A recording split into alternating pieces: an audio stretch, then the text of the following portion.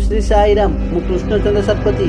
प्रिय दर्शक बंधु मो चैनल को आपण मानु स्वागत जनाऊँगी। प्रिय दर्शक बंधु आज जानिबा अविवाहित झील और अविवाहित पुओं पाई महाअष्टमी महा उपाय। देवी नव दुर्गांकर अष्टमी स्वरूप को देवी माँ महागौरी कहुए।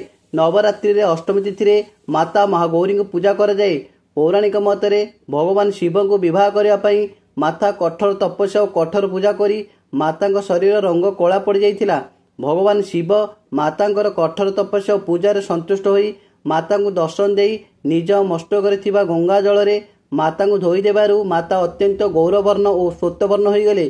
सेही दिन ठारू माता नाम महागौरी रूपे विवेचित हेले। सेही भली माता सीता देवी भगवान रामचंद्र को विवाह करने देवी महागौरी को कठोर पूजा करी भगवान रामचंद्र को सीता देवी विवाह करथिले।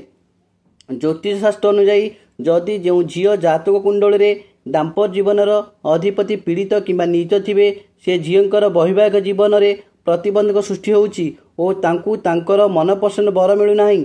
सेही झील माने नवरात्रि रे अष्टमी तिथि रे माता महागौरी को पूजा करबा नित्यंत आवश्यक। से दिन झील माने घर को सफा सुतरा करी उपवास रही हलदिया किंबा धला मिश्रा वस्त्र पिंधि देवी पाखे किंबा घरे धला मुरुजरे माता महागौरी को आंकी धला वस्त्र धला टगर फूल नड़िया छेना खीरी भोग देई शुद्ध गाई घीओ दीप लगाई हाथ जल धरी निज नाम गोत्र रे संकल्प करी माता महागौरी मंत्र ओम भगवते महागौरी नमः 108 थर जप करिवे। यही पूजा मध्यरात्रि रात्रि 11 घंटारू 1 घंटा मध्य कले माता महागौरी प्रसन्न हेबे। द्वितीय जदि कौनसी झील तांको मन पसंदर बर पाइबक हेले से अष्टम दिन रे छोट कन्या को 2 वर्षरू 11 वर्ष भितर कन्या को 16 श्रृंगार करी कन्या को तांको मन पसंद लाल कपड़ा मेकअप जिनिस चॉकलेट और मिठा और खीरी देई तांको पूजा कले झील मानकू तांको मन पसंद बर मिलता है और दाम्पत्य जीवन सुखमय हुए। ज्योतिष शास्त्र अनुसार कौन सी पुअर जन्म जातक जदि शुक्रदेव पीड़ित किंबा नीचरे थिबे से पुओंकर बारंबार प्रस्ताव भांगुथिबो और तांकु तांकर मन पसंद झील मिलु नथिबो।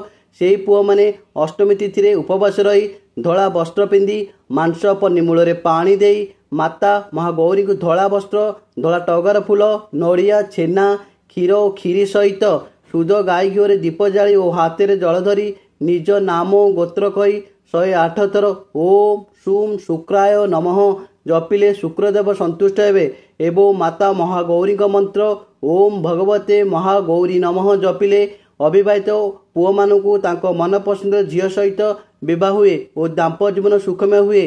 जय जगन्नाथ।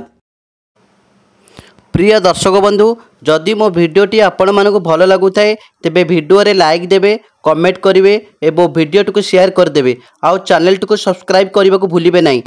जय जगन्नाथ।